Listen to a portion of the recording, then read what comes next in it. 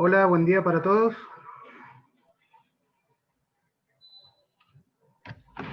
Buen día. Buenos días, Walter. Bien, estamos por arrancar. Solicitaría si podemos poner la imagen todos para que nos veamos.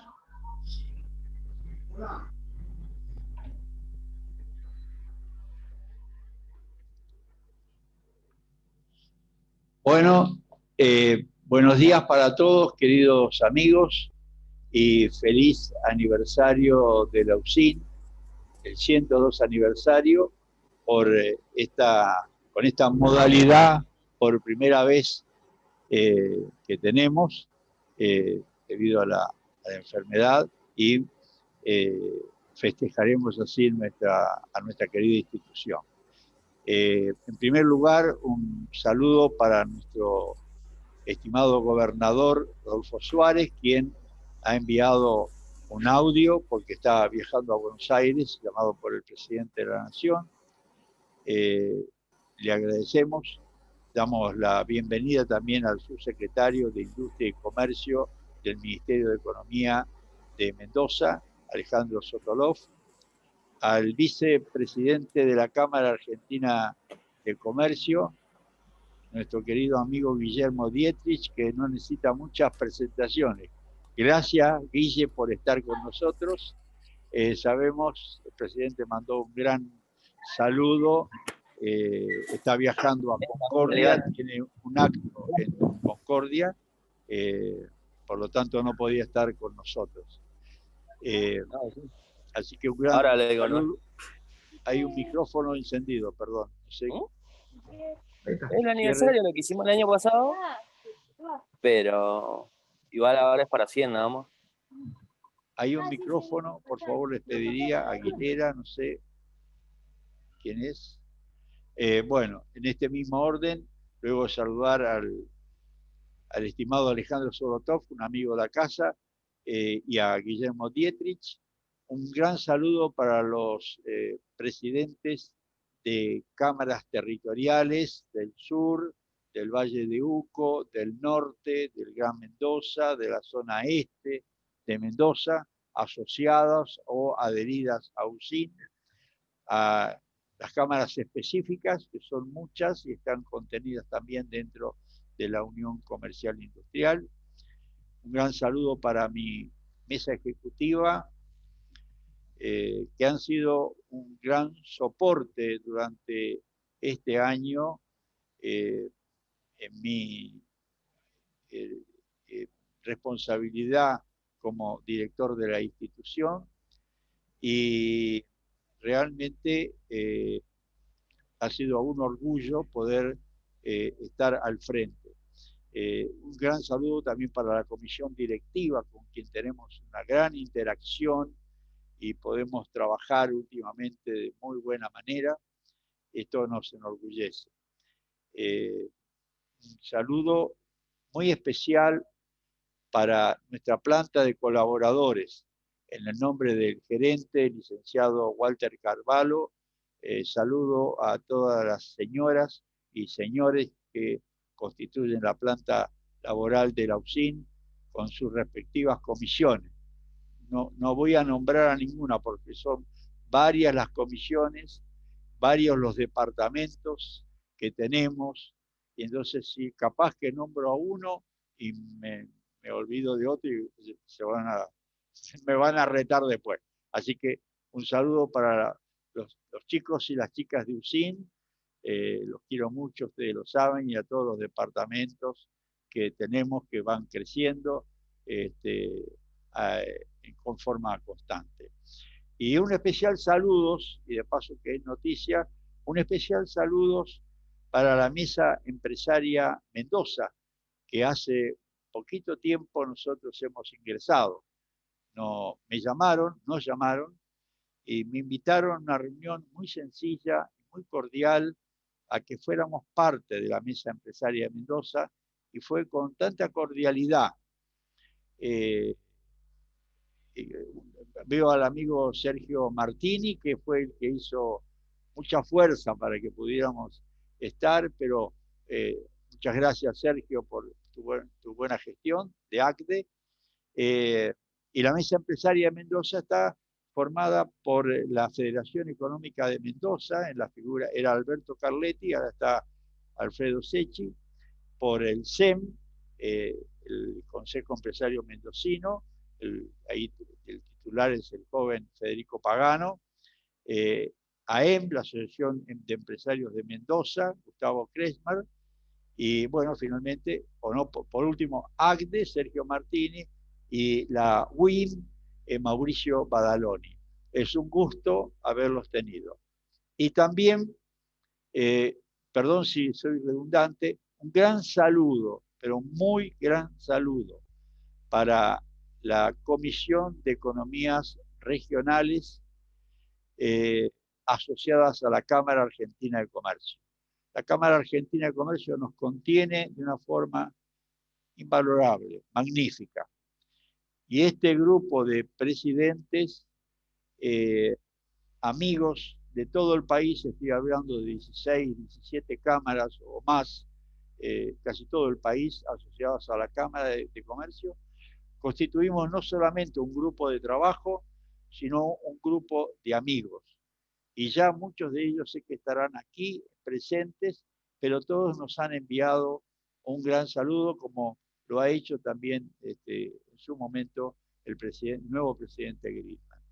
Bien, con esto, y esperando no ocuparme, no olvidarme de nadie, quiero expresarles mi satisfacción en un año difícil para todos nosotros, satisfacción en el sentido que institucionalmente, pese a las adversidades, la institución creció, se desarrolló.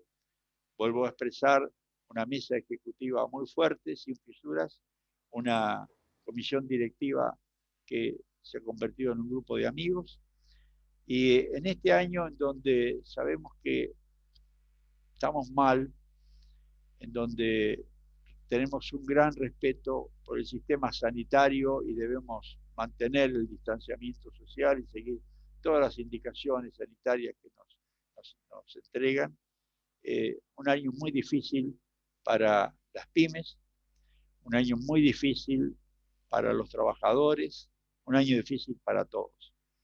Para algunos más, para otros quizás menos. Hay amigos que dicen, por el tipo de actividad que tenemos, alimentos o salud u otros, no estamos sufriendo y están bien y están trabajando bien. Y hay otros ligados a ver, las dos primeras que van a la cabeza, que es la industria de la construcción y el turismo, y luego el comercio en general. Hay otras que están sobreviviendo como pueden. Hemos mantenido un muy buen diálogo con la gobernación, la administración del gobernador Rodolfo Suárez. Hemos encontrado en sus ministros, en su gabinete, las puertas siempre abiertas. Así que hemos podido trasladarle nuestras inquietudes y trasladarle nuestra línea de pensamiento de UCIN, que es siempre para arriba, siempre hacia adelante. Esto que nos está pasando va a pasar. Tenemos que tener fe y esperanza y cuidarnos. También hemos editado a través de todo el año importantes documentos que luego han sido peticiones que hemos pasado tanto a la provincia, pero especialmente a la nación. Lo hemos hecho en nombre de lo que nos han pasado las cámaras específicas y de las cámaras territoriales y los socios. También en base a lo que yo veía que la Cámara Argentina de Comercio pedía, y también la misma Cámara, todo lo que salía de su seno.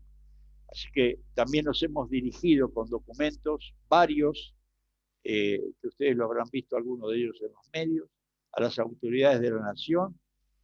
Aquí les tengo que decir que no hemos tenido muchas respuestas, pero seguimos insistiendo porque debemos salir adelante. El sector privado tiene que trabajar en armonía y en conjunto con el sector público.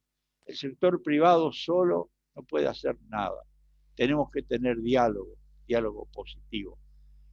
Y el sector público, nuestros gobernantes provinciales y nacionales, no pueden hacerlo solo. Tienen que hacerlo necesariamente en conjunto con el sector privado. Y entonces, como las vías de un tren, vamos paralelo y trabajando juntos. Y esto es lo que deseamos. Ya hay muchas situaciones que no son buenas, que ya con la pandemia es suficiente. No deben haber grietas, no tiene que haber fisuras para argentinos y argentinas. Tenemos que reencontrarnos todos, dejar que cese, que todo se tiña de política y avanzar con pasos puros y cristalinos que nos permitan reencontrarnos. Hay mucha gente sufriendo, no solamente por la enfermedad, sino por su actividad económica, y debemos de contenerlos y contenernos todos. Por eso que es llamado a todos nosotros que mantengamos el espíritu en alto. Celebramos los 102 años de UCIM. Nunca pensé yo que iba a tener que estar al frente como titular de esta institución. Ya de salida, voy diciendo, no sé si estaré en la próxima, pero es un orgullo muy grande. Una institución con 102 años. Ha pasado por diversas situaciones y diversos escenarios. Épocas de gloria, vamos a decir, conos de silencio, situaciones erróneas, pero que hemos podido, como digo todos los años, en función de un grupo de amigos que dijimos, esta es nuestra casa, es la UCIN, aquí nos hemos formado y criado y la queremos, hemos logrado poder salir adelante. Y hoy es una institución de referencia dentro de la provincia, pero por lugar que nos lo hemos ganado, nadie nos ha regalado nada. Sí, todos en su conjunto han sido muy amables, muy cordiales. Hablo tanto del sector privado, de las cámaras territoriales, paso por la mesa empresaria mendocina también, por el sector público, la actual administración, han sido muy respetuosos hacia la institución y esto nosotros lo valoramos. Les deseo a todos, les agradezco tantos rostros conocidos que veo en la pantalla, les agradezco que se unan a este festejo del 102 aniversario, les deseo la mayor felicidad, feliz Navidad, feliz Año Nuevo, que empecemos mejor el 2021, cuídense mucho, los quiero mucho a todos y nuevamente gracias por estar con nosotros. Cedo a Walter, que entiendo que va a pasar una salutación de nuestro querido gobernador. Adelante, Walter. Gracias.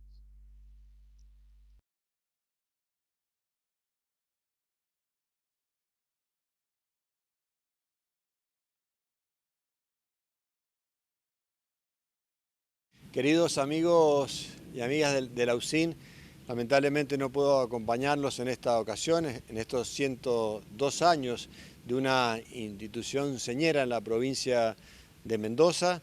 Mi más afectuoso saludo para todos sus miembros, para todos sus asociados. Espero que este 2021 nos encuentre juntos nuevamente, trabajando. Estamos terminando este 2020, un año muy difícil, impensable para todos, y el esfuerzo que hagamos en conjuntos el año que viene nos va a permitir a los mendocinos y a las mendocinas salir adelante. Felicidades para todos y feliz aniversario.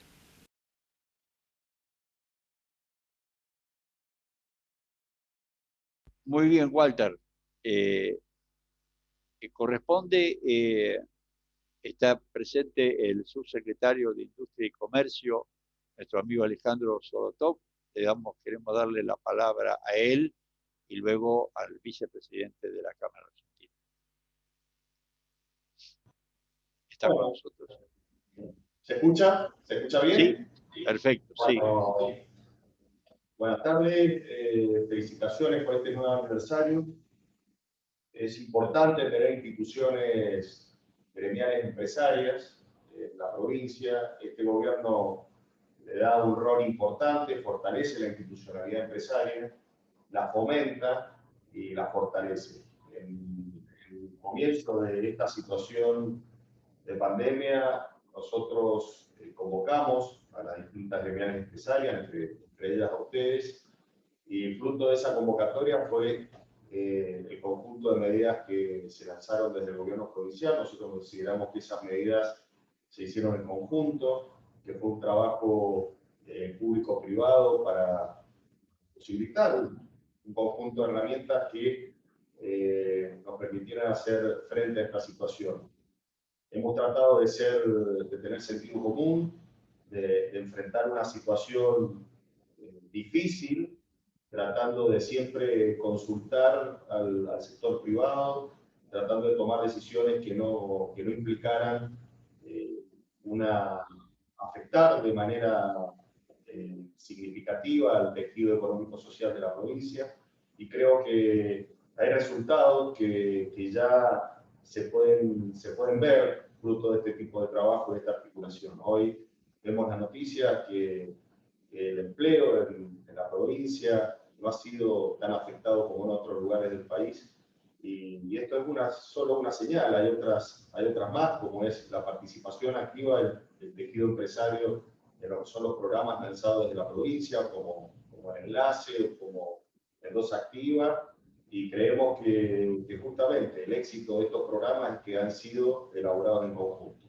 Así consideramos nosotros que tiene que ser el trabajo, la articulación, y sobre todo para enfrentar estas situaciones difíciles, tenemos que tener mucha información, tenemos que tener mucha capacidad de trabajar en conjunto y de tomar decisiones.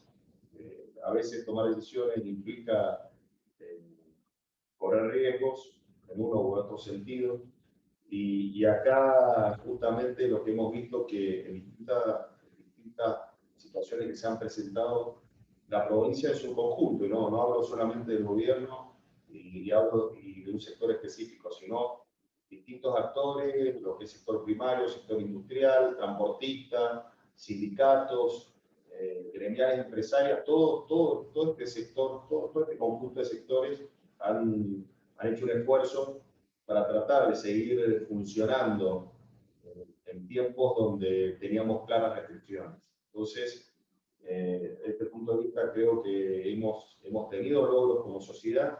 Los mendocinos nos podemos sentir orgullosos de que hemos sorteado situaciones complejas y que lo hemos hecho de manera articulada. Así que celebrar esto, celebrar un nuevo aniversario de ustedes, y que sepan que tienen el total apoyo y acompañamiento del gobierno de la provincia. Muchas gracias. Bueno, muy amable, Alejandro, de tu parte, y sabemos que el ministro está acompañando al gobernador.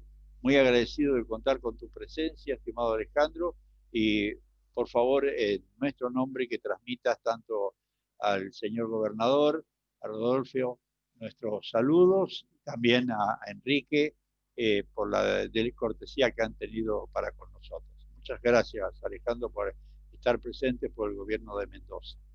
Me indica Walter que antes de darle la palabra a nuestro querido amigo Guillermo Dietrich, hay un video para un breve video, fotos, algo que han preparado.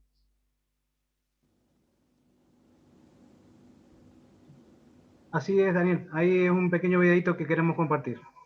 ¿Cómo no? Adelante.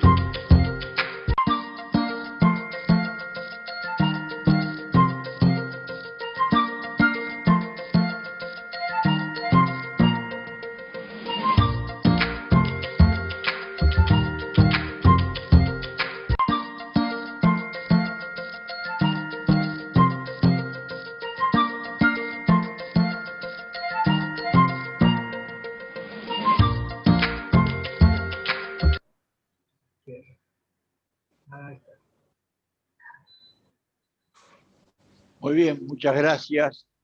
Muchas gracias. Y bueno, y ahora toca a nuestro querido Guillermo Dietrich darle la palabra en nombre de la Cámara Argentina de Comercio. Guillermo, bienvenido entre nosotros nuevamente.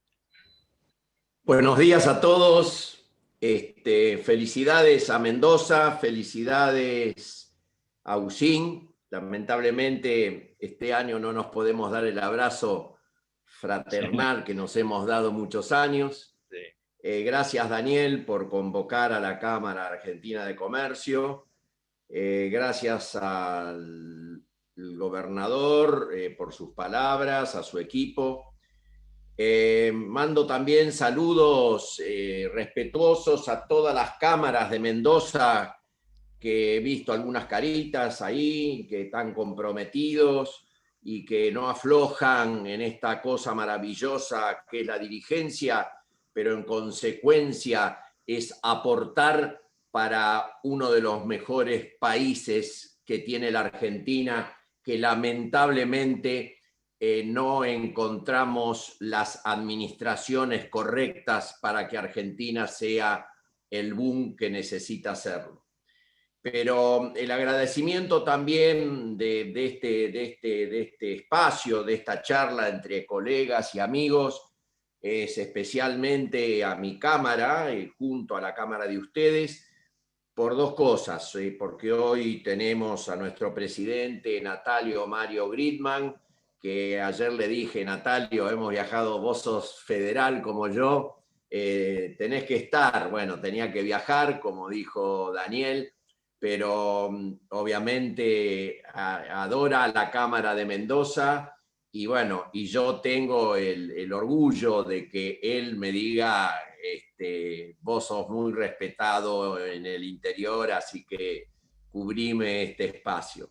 Y lo sé porque es recíproco, o sea, la Cámara Argentina de Comercios y Servicios respeta muchísimo a Usín, y además de ser centenaria, sus valores de Usín, que no es común a veces, no en la Argentina, sino en el mundo. Diciendo esto, y para cerrar y no nombrar a todos, desde nuestro lugar, la Cámara Argentina, hacia todas las cámaras adheridas que tienen todas las provincias, gratitud. Gratitud, porque esto es un gran motor con muchos engranajes y se hace entre todos. Yo lo que quiero, además de saludarlos, decirles algo que me da el pie, las espaldas de Daniel. ¿Qué es el pie? Atrás de las espaldas de Daniel dice 100 años. Y yo soy un hombre, y mi institución y ustedes somos todos muy optimistas, pero estaba recordando y viendo qué dijo la Cámara Argentina de Comercio cuando Usín cumplió los 100 años. ¿Qué dijo? Nosotros, los emprendedores, los hacedores, los que dentro de esta tragedia humanitaria que ha sido el COVID, el único que no hizo un ajuste en los últimos 10 años, vamos a decir, fue el Estado.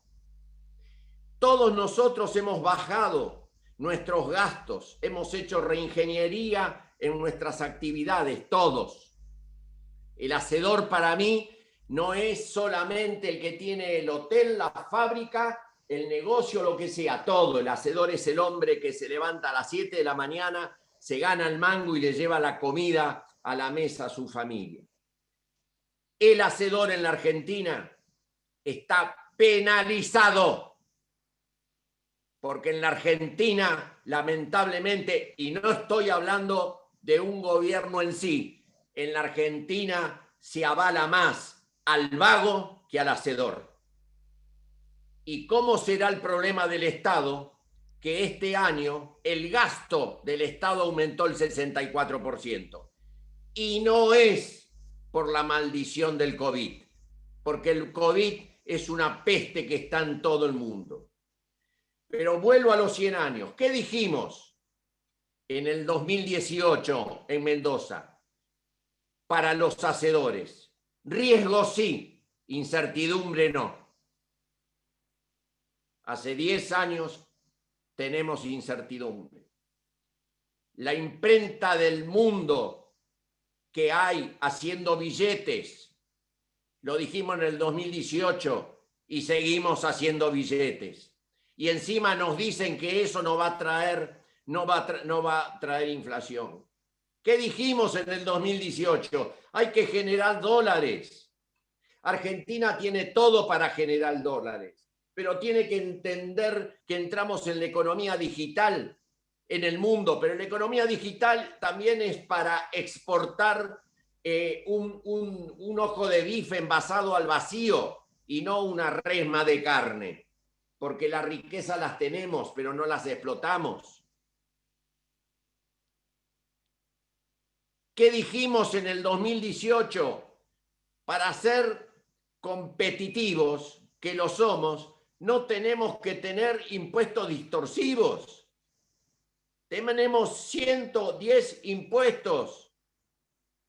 Y encima el gobierno, en vez de no hacer su reingeniería, y ojo, yo no estoy diciendo sacar planes sociales, no, nada.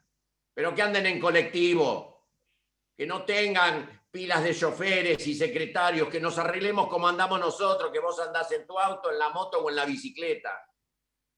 Basta de despilfarrar dinero. Eso lo decía un presidente que tuvimos que se llamaba Raúl Alfonsín. Copiemos el nunca más de Israel con la inflación en 1984 y lo logró. Nunca más a la inflación. Respetemos el intelecto del argentino. El argentino es trabajador. Este tema que hay está lleno de vagos porque lo fomenta alguien. Pero yo tengo 500 personas y he sacado gente de la miseria, los he educado y hoy son grandes técnicos en mi taller. Entonces, desde nuestras cámaras, desde nuestra dirigencia, más que nunca tenemos que estar encima y aproximados al gobierno para que lo entiendan. También es digno aclararlo, que nuestro presidente, con su vicepresidente primero y el secretario de la Cámara Argentina de Comercio, con Rodrigo, tuvieron una reunión con el presidente Fernández. Salieron contentos. O sea, hay una situación como que si es real, da esperanza, porque el presidente cree en la competencia, cree en el libre comercio, cree que hay que hacer una modernización laboral, porque hoy la doble indemnización y la ley laboral que hay juega en contra del trabajador, no en contra del empresario, porque la gente, el hacedor, no toma gente. El día que se modernice la ley, la gente toma gente, porque necesitamos tomar gente. Para cerrar, y por respeto al tiempo, recordemos, además de todo lo que es Argentina, todo lo positivo que tiene, seguimos siendo comercios y servicios el 65% del PBI y el 68% del empleo registrado.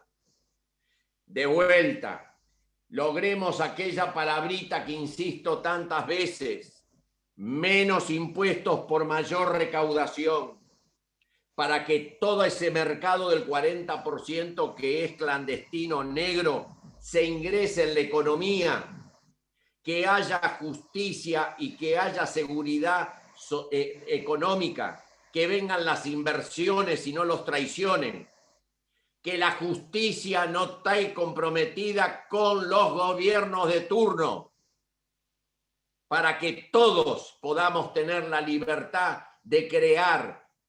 Yo les digo una cosa, hay gente, el otro día en el CICIP comenté que inviten al presidente de Paraguay.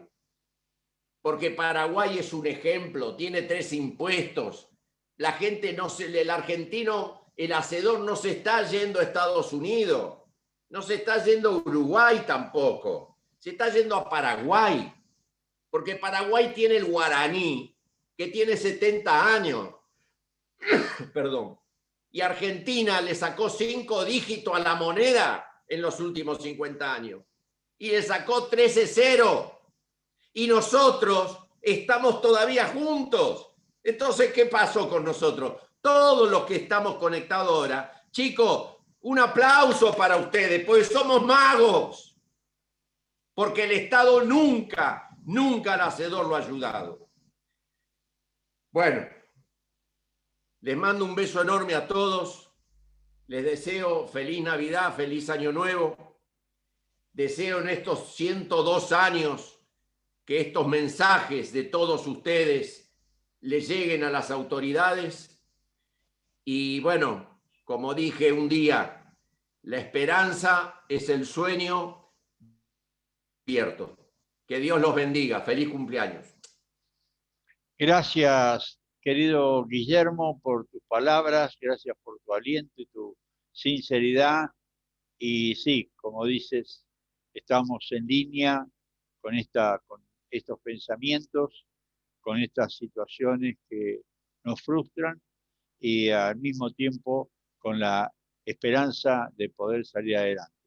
En nombre de la UCIN y en tu persona, un gran saludo para el presidente, el secretario, los amigos de la mesa ejecutiva y del consejo, y un gran abrazo para vos, que sos realmente una persona magnífica, y te damos el agradecimiento por todos estos años que has venido a acompañarnos en Mendoza. Te liberamos, Guillermo. Muchísimas gracias y un beso muy grande, querido. Bueno, ahora un abrazo. Creo que corresponde dar la palabra a nuestro amigo Gustavo Reyes, quien nos dará una perspectiva. Tiene un tema fácil, la situación presente y lo que va a venir, así que te la hemos dejado fácil, querido Gustavo. Después se van anotando con Walter, que va a estar atento, las preguntas que quieran hacerle a Gustavo, cortitas, precisas, concisas. Así que bienvenido, Gustavo Reyes, a nuestra reunión de UCIN y estamos en tus manos. Bueno, muchísimas gracias, Daniel. La verdad, un placer que me hayan invitado, a toda la gente del UCIN. Felicitaciones, este aniversario realmente muy importante, 102 años. En esta Argentina tan volátil, realmente 102 años es algo muy, muy importante, así que felicitaciones. Y bueno, como les decía, la verdad es un placer compartir una vez más el aniversario con ustedes y tratar de contar un poquito cómo está la economía, tanto de Argentina, por supuesto de Mendoza, y tratar de más o menos ver por dónde puede venir o cuáles son las principales restricciones que puede tener la economía el año que viene. Creo que estoy compartiendo pantalla, así que déjenme pasar a ver la siguiente. Ahí está. Miren, siempre es bueno analizar cómo está el mundo para entender cómo está la Argentina y también cómo está Mendoza. Básicamente yo les diría en los últimos 10, 20, 30, 40 años, lo que pasa en el mundo es uno de los factores más importantes para nuestra economía, tanto para bien como para mal. Digamos, Argentina y Mendoza dependen bastante del mundo, así que entender lo que está pasando en el mundo sin duda es muy importante. Entonces, déjenme un poquito mostrar lo que está pasando hoy con el nivel de actividad económica en el mundo. Empecemos por los países más grandes. Fíjense, acá tenemos, nosotros tenemos Estados Unidos, Alemania, Francia, China, India y por supuesto nuestro Brasil, de vital importancia no solamente para Argentina, sino especialmente para Mendoza. Y tenemos el indicador de actividad industrial, los pusimos que empiecen todos juntos al mismo nivel a fin del año pasado, es decir, antes que se sacudieran por la pandemia. Y fíjense Estados Unidos, obviamente acá tiene el sacudón más fuerte de la pandemia en marzo y abril. ¿Cuánto cae esta economía? Bueno, más o menos 20%, ¿sí? Pero fíjense que lentamente empieza a recuperarse y si bien todavía no ha llegado a 100, digamos, va en esa vía.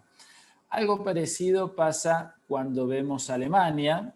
Alemania cayó un poquito más que Estados Unidos, pero fíjense que la recuperación es más rápida, porque a pesar de haber caído más, prácticamente ya estaba alcanzando los niveles que tenía en Estados Unidos. Francia cae aún más, pero fíjense algo llamativo, digamos, mientras más caen las economías, más rápida es un poco la recuperación. Y esto tiene que ver con el rebote económico, digamos. Cayó la economía muy fuertemente, bueno, el rebote una vez que se empieza a desconfinar es más rápido. Acá tenemos China, importancia fundamental para el mundo. La crisis la tuvo antes, pero fíjense dónde está ahora. Ya pasó el nivel de 100, es decir, inclusive ya superó, ya está en los niveles prepandemia, China. Acá tenemos India, de los más grandes, quizás el que sufrió mayor la pandemia en términos de caída en el nivel de actividad, fíjense, muy fuerte, pero de nuevo, caída muy fuerte y recuperación rapidísima, ¿sí? O sea, si bien no alcanza todavía los niveles, está muy cerca de los niveles de los otros países, fíjense que la caída había sido mucho más fuerte y como ya casi está alcanzando los niveles de los otros, la recuperación ha sido mucho más acelerada. Y por último tenemos Brasil, donde claramente la economía de Brasil comparado con estos otros no cayó tanto y también hay una importante recuperación. Y Brasil es el único del barrio de Argentina. Veamos cómo está el resto de nuestros vecinos, digamos. Acá tenemos básicamente lo mismo, pero en vez de diciembre, igual empezar todos en diciembre, lo pusimos acá, están empezando desde enero. Y fíjense, el que más cae, obviamente todos caen en la época de marzo, abril y mayo. El que más cae es este que está acá, que es Perú, mayor caída. Después le sigue Argentina, pero la recuperación y el rebote, fíjense dónde está Argentina. Bueno, más o menos Argentina está en el promedio, ¿sí? Estos son los últimos datos oficiales, hay estimaciones privadas ya para el mes de octubre, enseguida la vamos a ver, pero si nos guiamos por estimaciones privadas para todos los países, bueno, el último dato disponible es septiembre, y lo que muestra es que la caída fue considerable en Argentina y el rebote nos estaría llevando a un nivel promedio, digamos, en cuanto a recuperación dentro de nuestro barrio de América Latina. ¿Okay? Fíjense los mercados de acciones o la bolsa de valores en el mundo.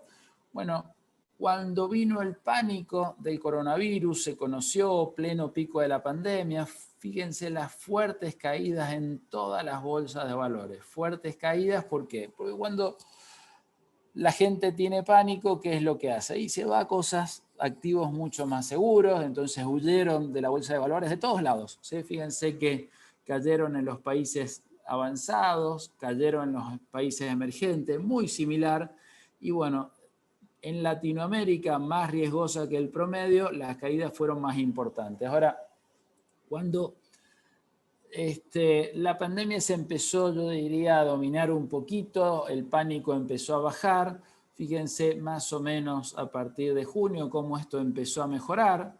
Con la segunda ola, esto empezó a caer nuevamente, pero rápidamente empezaron a haber señales decisivas de las vacunas que ya estaban, niveles de efectividad por ahí en algunos casos superiores al 50%, al 90%, perdón. Entonces esto la verdad que volvió el optimismo y miren lo que está pasando hoy, la verdad que está subiendo la bolsa en la mayoría de los países del mundo, es decir, bastante optimismo. Como les decía yo recién, digamos, cuando hay pánico, la gente se va de los activos inseguros, como es la bolsa de valores, y se va a cosas seguras. Y lo que hacemos los argentinos cada vez que tenemos miedo también lo hizo el mundo. Los argentinos nos vamos al dólar y el mundo también se fue al dólar, no el dólar billete como hacemos nosotros, sino los bonos del Tesoro americano. Compraron muchos bonos del Tesoro americano y lo que sucedió es que el precio de esos bonos subió muy fuerte y por lo tanto la tasa de interés implícita de estos bonos se derrumbó. Miren los niveles que tenían estos bonos de tasas de interés, llegaron a estar 0,5% anual. Es decir que Estados Unidos se podía endeudar a 10 años a una tasa del 0,5% anual. Realmente nunca había pasado en la historia de Estados Unidos. Y cuando empezó a pasar el pánico, bueno, otra vez empezaron los inversionistas a tomar un poquito más de riesgos, salir un poco del dólar e irse a otros activos, y esta tasa se empezó a normalizar. Fíjense que sigue estando muy baja, pero empezó a subir. Y así como empezaron a salir de los activos americanos, los fondos se fueron a los países emergentes, que fíjense que la prima de riesgo había subido enormemente durante el peor problema de la pandemia. Prácticamente se había duplicado la prima de riesgo en los países emergentes. Y cuando pasó el pánico, esto empezó a bajar porque empezaron a volver los fondos a estos países y hoy donde estamos, más o menos en los niveles prepandemia. Y al salir la plata de Estados Unidos, ¿qué es lo que empezó a pasar? El dólar se empezó a debilitar, lo contrario que había pasado en los momentos de pánico. En los momentos de pánico, todo el mundo compraba dólares, entonces fíjense cómo había subido el dólar, pasa el pánico y el dólar en el mundo empieza a bajar, tanto en los países avanzados como en los países emergentes. Y si vemos nuestro barrio, América Latina, exactamente igual. Altísimos niveles de dólar en pleno momento de la pandemia, y lo que está pasando ahora, el dólar está bajando, ¿okay? Y si vemos un poquito algunos países, ya no metiéndonos en el promedio, bueno, fíjense lo que está pasando con el dólar en Brasil, está cayendo, y lo mismo está pasando en Chile, en Australia y en Nueva Zelanda. Es decir, el dólar que se había fortalecido por el pánico, pasó el pánico y empezó a caer el dólar en todos lados o en casi todos lados del mundo. Y bueno, obviamente menor miedo, no solamente cayó el precio del dólar, como decíamos recién, sino también el precio del oro. Miren en los últimos tiempos cómo ha empezado a caer el precio del oro. Y cuando empieza a bajar el precio del dólar en el mundo, bueno, las cosas en dólares empiezan a subir. Entonces los precios de las commodities también empezaron a subir. Miren, acá tenemos obviamente cosas propias del mercado del petróleo que bajó tanto, pero fíjense en el último tiempo cómo ha empezado a subir el barril del petróleo. ¿Okay? Y si vemos commodities mucho más cercanas a Argentina, bueno, fíjense lo que pasa con el maíz y el trigo y la soja, todos están subiendo, ¿sí? Hay una pequeña caída del trigo, pero fíjense que la tendencia en casi todos estos precios de commodities ha sido positiva en los últimos tiempos. ¿Qué se espera para el 2021? Bueno, la verdad que el mundo crezca, o el mundo se recupere, o el mundo rebote, mejor dicho. ¿Cómo eran esas estimaciones en pleno momento más difícil de la pandemia, ya por junio? Bueno, las distintas estimaciones de crecimiento para el 2021 eran bastante bajas. ¿Cómo son ahora? Bueno, muchísimos más altas. Es más, acá tenemos los principales países, los principales bloques y el promedio del mundo. Este año para el año que viene se espera que el mundo crezca casi un 4% anual, después de una caída más o menos del 5% de este año. Pero este promedio del mundo, cuando uno lo abre, y acá lo tenemos abierto en los distintos bloques, bueno, la mayoría va a estar creciendo, pero si uno no solamente mira los bloques, sino mira la mayoría de los países, miren, en términos de datos de países, de datos económicos, no todos los países tienen buenos datos económicos, pero hay una gran cantidad de países que sí los tienen. ¿Cuántos son más o menos los que tienen datos confiables? Un poquito menos de 200, 193, 194 países en el mundo. Si uno mira qué se espera que pase con estos países para el año que viene, bueno, miren, la mayoría se espera que aumenten, que reboten, que crezcan. Solo unos poquititos se esperan que caigan. Bueno, no se ve, pero acá, el más fuerte de acá es Venezuela, ¿sí? Pero la mayoría, fíjense, la gran mayoría de los países se espera que el año que viene reboten. ¿En cuánto? Y bueno, en un promedio más o menos, 4% es el promedio que se espera que crezcan los distintos países para el año que viene. Entonces, la verdad que son buenas noticias las que hay en el mundo para el año que viene, porque se empezaría a normalizar. Por supuesto que la pandemia va a dejar cambios, pero no tanto a nivel macro como sí a nivel microeconómico, y sobre todo que pueden ser muy relevantes para algunos sectores. Ahora, todos estos cambios, en realidad, lo que trajo la pandemia es acelerar estos cambios. Ya se estaban produciendo, se veía una tendencia. Bueno, la pandemia puso el pie en el acelerador en ventas online, en teletrabajo, etcétera, etcétera, y eso obviamente llegó para quedarse, ¿sí? Pero básicamente, salvo esas cosas, bueno, lentamente el mundo se va recuperando. Acá la gran duda obviamente tiene que ver con el turismo, muy relevante para la Argentina y sobre todo para Mendoza, y eso va a depender obviamente del éxito y de la distribución de las vacunas, digamos. En la medida que las vacunas se distribuyan masivamente, rápidamente y tengan éxito, no cabe duda que el turismo va a volver rápidamente a todas las partes del mundo. Ahora, si hay algún tipo de traspié en este tipo de cosas, bueno, obviamente el turismo va a seguir relegado.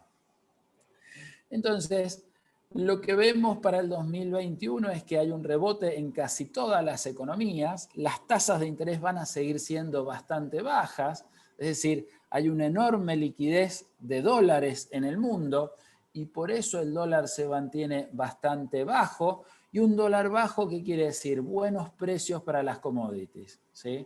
Entonces, fíjense el combo, digamos. Tasas de interés bajas, mucha liquidez en el mundo, precio de los commodities altos, es exactamente al revés que lo que vimos en los últimos años para las economías emergentes.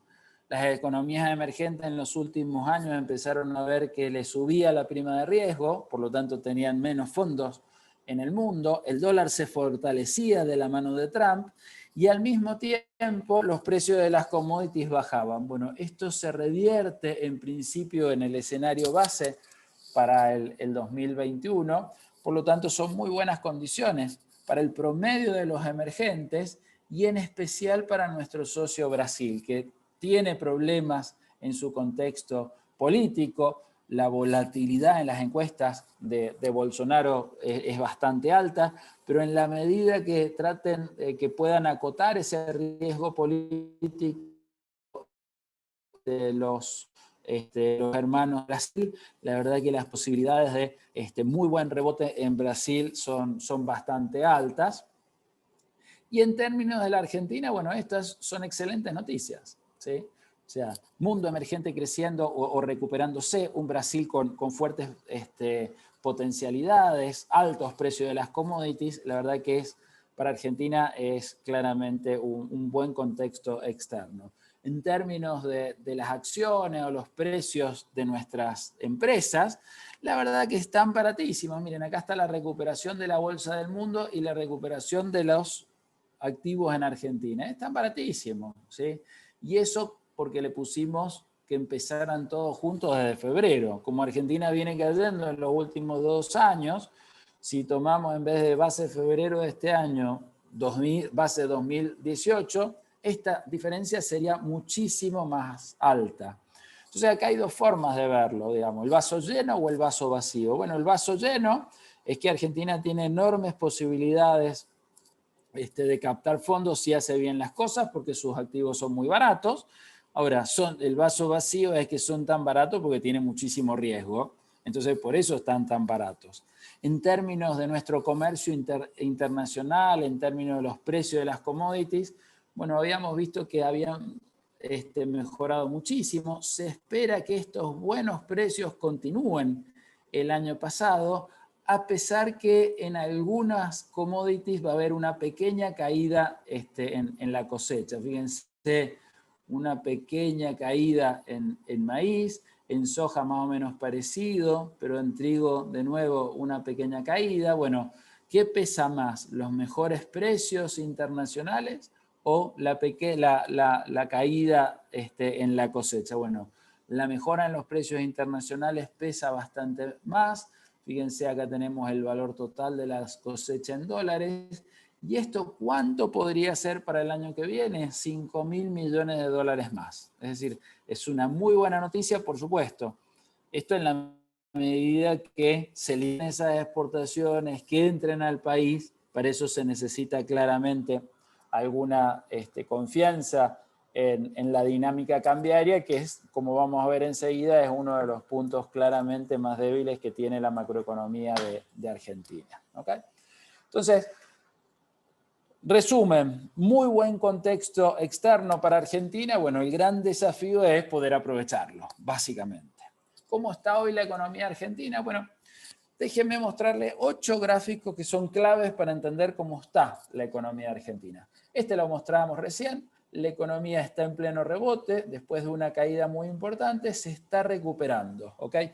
Por supuesto que si la comparamos con niveles del año pasado, está más bajo, pero en los últimos meses se está recuperando, obviamente sacándole la estacionalidad, digamos, que es como se tiene que hacer el análisis. ¿Okay? Miren el gasto público. Bueno, acá tenemos el gasto público, esto es nacional, ¿sí? Explotó durante la pandemia y acá tenemos los rubros que más explotaron. Fíjense, déjenme borrar un poquito el marcador, así queda esto más claro. ¿Cuáles explotaron? Y estos dos que están acá, el celeste y el amarillo. ¿Qué es el celeste? Transferencia al sector privado, ¿sí? El ATE, el IFE y por supuesto los subsidios energéticos. Los dos primeros han empezado a bajar bastante, subsidios energéticos claramente no, pero en promedio fíjense que están bajando. Y el otro que había explotado es transferencias a provincias, obviamente ayudando el sector público nacional a pagarle los sueldos al promedio de provincias, unas más favorecidas que otras, claramente, esto no ha sido igual, pero en total le pasaron bastante plata y esto en la medida que se desconfinó la economía empezó a bajar y en general está bajando todo. O sea que están haciendo algún ajuste, quizás sin decirlo, fuerte a los jubilados, etcétera, etcétera. ¿Qué más tenemos? Tasa de inflación. Bueno, la tasa de inflación, miren cómo empezó el año. Estábamos más o menos en 2,5%, algún pico de 3%. Vino la pandemia, esto bajó fuertemente, ¿sí? Y la economía se empezó a normalizar, la tasa de inflación empezó también a normalizarse, subir, y en los últimos 2 meses tuvimos inflación entre 3,5 y 4%. Entonces, primer semáforo enormemente amarillo, luz naranja, diría yo, la tasa de inflación. El dólar, sabemos toda la dinámica que ha tenido, el oficial se devalúa todos los días. ¿Y qué pasa con el dólar libre? Bueno, a un ritmo mucho más rápido desde enero, tuvo la explosión esa de 200 y ahora, que casi llegó a 200 y ahora está bajando lentamente. ¿Okay? Ahora, si bien está más tranquilo esto, fíjense la dinámica de las reservas del Banco Central. Bueno, perdió bastantes dólares entre octubre y diciembre. La buena noticia es que en diciembre, por suerte, empezó a recuperar un poquito. La otra buena noticia viene también del sistema financiero, los depósitos en pesos, plazo fijo, esto está sin inflación. Fíjense que había empezado allá a mediados de octubre una caída de los depósitos de plazo fijo y la buena noticia es que los últimos días esto se amesetó. No están subiendo, están más o menos al ritmo de la inflación, pero ya dejaron de caer, cosa que es una buena noticia. Y también pasaba lo mismo, pero con mayor intensidad y desde antes en los depósitos en dólares. Los depósitos en dólares estaban cayendo desde principios de septiembre. Fíjense que la caída muy fuerte. Bueno, la buena noticia es que también se están estabilizando. Esto ha tratado de dominar las expectativas de devaluación, digamos, y muy poquito. Miren las expectativas de devaluación. Esto es, ¿cuánto espera el mercado que se devalúe el dólar oficial de acá a un año? ¿Sí? Y esto es lo que muestran los mercados del dólar a futuro, como el ROFEX. Fíjense en cuánto estaba esta devaluación en septiembre, en el 55%. Cuando el dólar tuvo este pico de acá, eso llegó a ser casi 100%, y ahora ha bajado un poquito, pero se mantiene enormemente alta. ¿Cuánto está hoy? 75%. ¿Ok? O sea, me salió bastante mal, a ver si lo puedo escribir acá un poquito mejor. 75%. Realmente ha bajado, pero se mantiene enormemente alta las expectativas de evaluación. Entonces, estos 8 gráficos, la verdad que nos pintan cómo está la economía hoy. Lo que vamos a tratar de hacer ahora es tratar de entender la dinámica de estos. Primero, veamos qué nos dicen estos indicadores de actividad económica. Primero vamos a ver Argentina y después vamos a ver el caso de Mendoza. Acá tenemos los motores del consumo. ¿Cuáles son? Y son salarios, empleo, confianza de la gente y los préstamos. Básicamente esos son los principales motores. Está todo sin estacionalidad, sin inflación. Entonces, ¿qué es lo que vemos? Bueno, algunos están mejorando. Estos que están acá están subiendo un poquitito. ¿Qué es lo que está subiendo? Préstamos con tarjeta, el amarillo. Un poquito está subiendo el empleo y un poquito está mejorando la confianza con el consumidor. Estos que están acá siguen cayendo, salarios, poder adquisitivo del salario, es decir, el salario neto de la inflación sigue cayendo, y préstamos personales siguen cayendo. ¿Cómo estamos hoy respecto de hace un año atrás? Bueno, respecto de hace un año atrás, está todo para abajo, salvo créditos con tarjeta que está por arriba. Y estos eran los motores. Veamos cómo están los indicadores propiamente dicho. Bueno, tenemos varios. De nuevo, tenemos algunos que están mejorando, ¿sí? Otros que siguen cayendo. ¿Qué está cayendo? Bueno, sigue cayendo supermercados, ventas minoristas respecto de los últimos meses. Fíjense que hay alguna recuperación.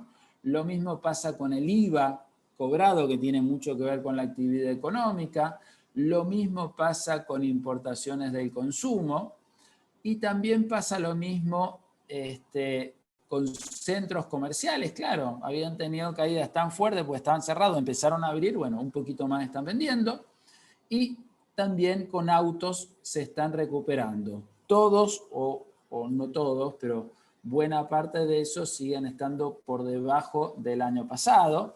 ¿Cuáles están por arriba del año pasado? Bueno, por arriba del año pasado, ventas de autos 0 kilómetros e importaciones de consumo.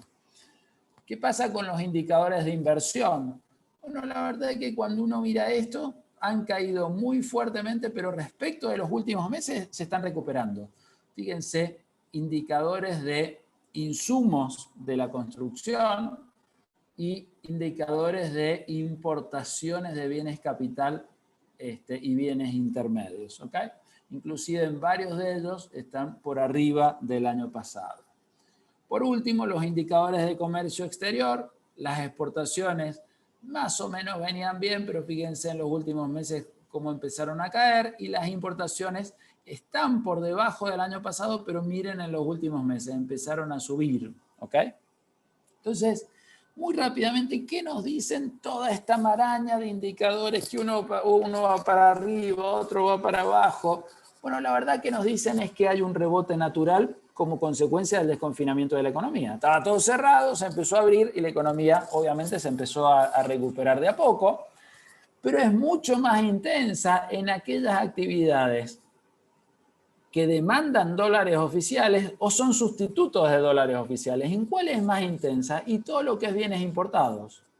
O sea, una forma de comprar dólares oficiales baratos es comprar bienes que son importados.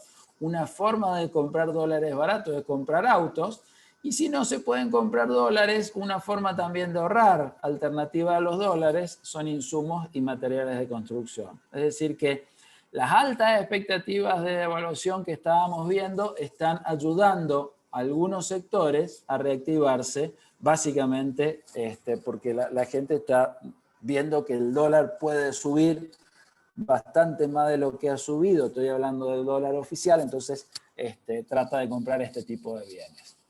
Si vemos como un todo la economía, bueno, si el año pasado en las elecciones estábamos en 94, esto cayó a casi 70 y hoy estamos en 86. Es decir, bastante lejos del momento de las elecciones y muchísimo más lejos de cuando empezó la recesión, que empezó a principios del 2018. ¿Okay? ¿Cuánto va a caer la economía este año? Más o menos parecido al 2002. El 2002 cayó 11%, este año va a caer 10,5%, más o menos parecido. Ahora, imaginen, no estoy diciendo que esto vaya a pasar, pero simplemente para entender, si la economía dejara de crecer de acá en más, el último dato que tenemos acá es octubre, ¿eh? Imagínense que esto se pincha el rebote, pero se mantiene constante. ¿Eh? ¿Esto qué quiere decir? Supónganse que todo el 2021 se mantiene así. Cuando veamos el promedio del 2021 va a ser esto. Y cuando comparemos el 2021 con el promedio del 2020, miren, el 2020 empieza acá y termina más o menos acá. Entonces, si sacamos el promedio del 2020 va a estar acá. Entonces, por una cuestión de promedios, aunque no crezca la economía, va a parecer que crece la economía. Esto es lo que se llama el crecimiento por arrastre estadístico, que es un poco engañoso, porque como estamos diciendo acá, la economía dejó de crecer, pero como hay una cuestión de promedio que está bajo el promedio del 2020 por la profundidad de la recesión, por este tipo de arrastre, solo la economía podría llegar a rebotar 4% el año que viene. ¿Okay? ¿Cómo está Mendoza en ese contexto? Bueno, déjeme mostrarle el promedio de provincias. ¿Eh? Miren, acá tenemos el promedio de provincias de Argentina y tenemos el primer trimestre. ¿Qué tenemos acá? El crecimiento de cada una de estas provincias respecto del año anterior. Y acá, ¿qué tenemos? La movilidad de personas respecto al momento previo de la cuarentena. ¿Cuándo empezó la cuarentena? Y más o menos el 20 de marzo. Por lo tanto, el promedio del primer trimestre teníamos muy poquito confinamiento. Por eso, fíjense, esto está menos 10%. ¿Sí? Y el promedio de las economías, alguna que caía más o menos estaban cayendo, pero algunas creciendo, pero estaban acá. ¿Qué pasó en el segundo trimestre? Bueno, sabemos que en el segundo trimestre el confinamiento fue mucho mayor, es decir, que la movilidad de las personas cayó, esto se tiene que haber movido para acá. Y cuando cerró la economía, nos encerramos todos en la casa, ¿qué tiene que haber pasado con el crecimiento económico? Se desplomó, obviamente. Entonces, si vemos la misma cuentita que hacíamos recién para el promedio de las economías, pero para el segundo trimestre, fíjense lo que tenemos. Los puntitos que estaban acá, en el segundo trimestre están más acá. Es decir, mayor caída en la economía y mucho mayor confinamiento o mucho menor movilidad de las personas. Es decir, que el conjunto de la economía estaba acá y se movió hacia acá. ¿Okay?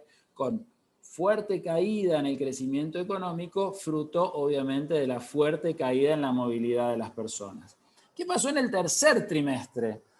Bueno, acá tenemos el tercer trimestre. Habíamos visto que se había movido para acá y en el tercer trimestre se empezó a desconfinar la economía. Entonces la movilidad de las personas, fíjense que empezó a mejorar, empezó a subir.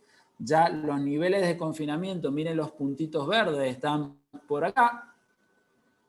Y claramente las caídas del crecimiento económico empezaron a ser menores. O sea que esto que vemos para el promedio de las provincias de Argentina, por una cuestión de tiempo, no se los mostré para el mundo, pero se ve exactamente igual para el mundo.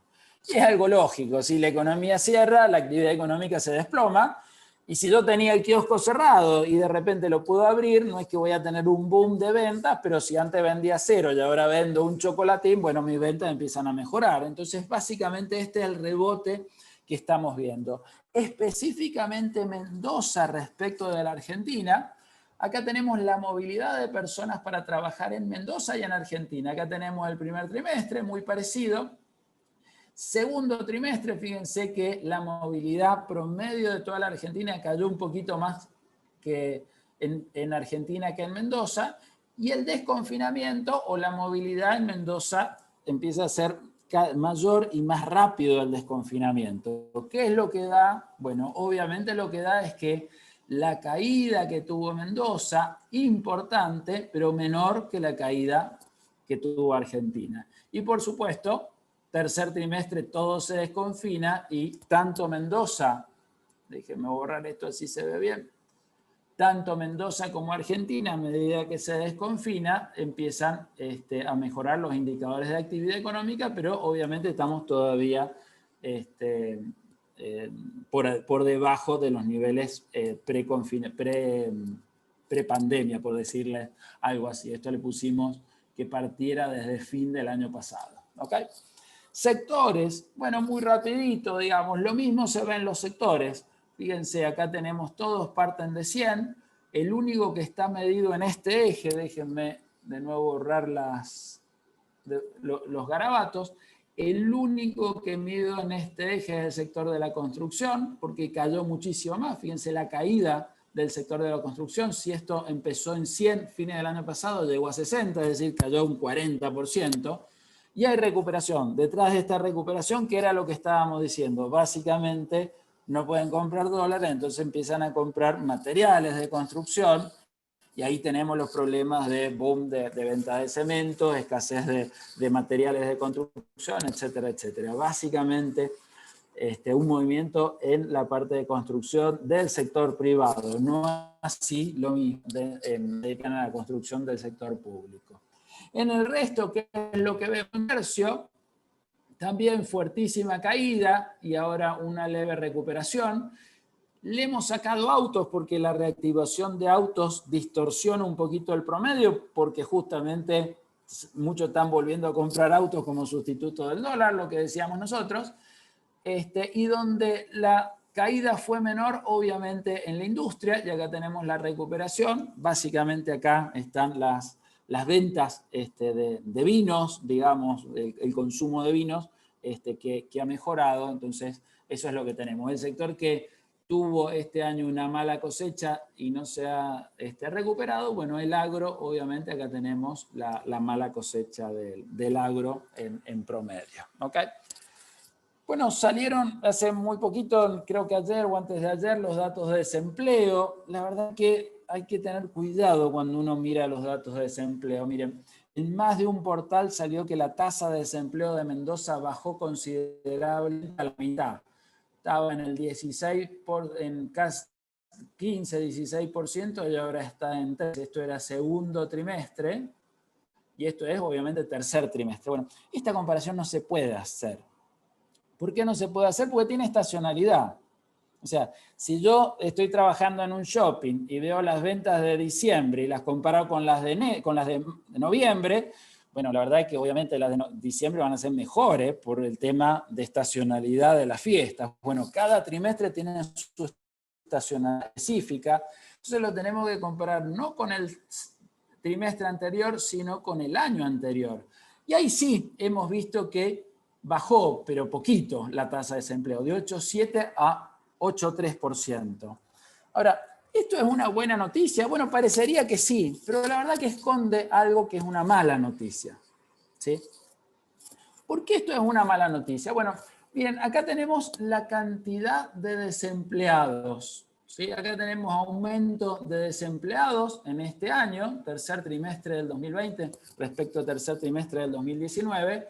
Y no es que aumentaron los desempleados, sino cayeron. ¿En cuánto cayeron? Bueno, expandiéndolo para toda la provincia. Esta encuesta se hace para el Gran Mendoza, pero nosotros tratamos, para dar una dimensión de toda Mendoza, de expandirlo para toda la provincia. más o menos hay 5.000 millones de desempleados menos, lo cual parecería ser una buena noticia. Entonces, ustedes dirían, pero este tipo está loco, ¿por qué dice que acá esto es una mala noticia? Porque el desempleo depende de dos cosas. La primera es de cuánto empleo se cree o que se pueda generar, y en segundo lugar, de cuánta gente entra o sale al mercado laboral. Ahí tenemos el aumento del empleo. En este periodo aumentó el empleo. Si hubiera aumentado el empleo, si el aumento del empleo hubiera explicado la baja del desempleo, esta sería una excelente noticia. Pero lo que pasó el año pasado, este año, es que cayó el empleo. ¿En cuánto cayó? En más o menos 10.000 puestos laborales en total. Esto es en negro, privado, formal, informal, etc.